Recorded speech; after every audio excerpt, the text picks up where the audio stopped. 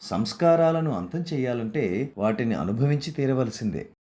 సమస్య ఎక్కడ వస్తుందంటే, ఏ సంస్కారాలను మనం కలిగి ఉంటామో దాన్ని బట్టి, అంటే మంచి సంస్కారాలైతే మంచి కుటుంబంలోకి, చెడు సంస్కారాలైతే చెడు కుటుంబంలోకి ఎటువంటి సంస్కారాలు చేసుకొని ఉంటామో దాన్ని బట్టి కుటుంబం లేదా గర్భంలోకి వారికి ప్రవేశం లభిస్తుంది. ఎప్పటి వరకు అయితే ఈ సంస్కారాలు అంతం కావో అప్పటి వరకు వారి జనన మరణ చక్రం జరుగుతూనే ఉంటుంది. కానీ ఏ విధంగా మనం ఈ భూమి మీదకు సంస్కారాలను అనుభవించడానికి వచ్చామో అప్పటి నుండి మనం ఇంకా భారం పెంచుకుంటూనే పోతున్నాం.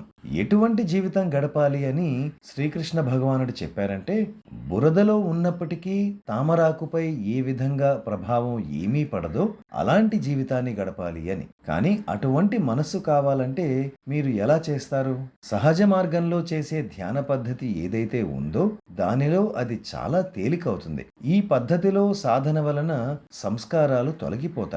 దీనికోసమే సాయంకాలం నిర్మలీకరణ చేసుకుంటాం. ఆ రోజు ఏవైతే సంస్కారాలు ఏర్పడ్డాయో వాటిని శుభ్రం చేసేసుకుంటాం. పూర్వజన్మ నుండి వచ్చినవి లేదా గడిచిపోయిన కాలానికి సంబంధించిన సంస్కారాలు ఏవైతే ఉన్నాయో వాటిని ప్రిసెప్టర్కు, గురువుకు వదిలివేస్తాం. మనకు అనుభూతి కూడా కలుగుతుంది, అవును నా అలవాట్లను వదిలివేశాను అని. ఏ అలవాటైనా ఎలా వస్తుంది? పూర్వజన్మ సంస్కారాల ప్రభావం వల్లనే వస్తుంది. లేదా కొత్త సంస్కారాలు ఏవైతే వస్తున్నాయో అవి మన స్నేహితుల ప్రభావం వల్ల కూడా వస్తాయి. కాబట్టి ఈ సంస్కారాలను తొలగించుకోవటం అత్యంత ఆవశ్యకం. ఎప్పటి వరకు మనం ఈ పిండ ప్రదేశంలో ఉంటామో, పిండ ప్రదేశం అంటే పంచభూతాల నియంత్రణలో ఉన్నంత వరకు వెళ్ళడం తిరిగి రావటం జరుగుతూనే ఉంటుంది.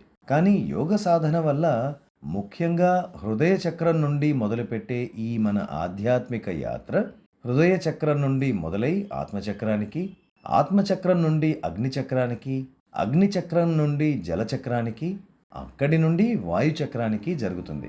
వీటిని అధిగమించిన తరువాత మోక్ష స్థితి కలుగుతుంది.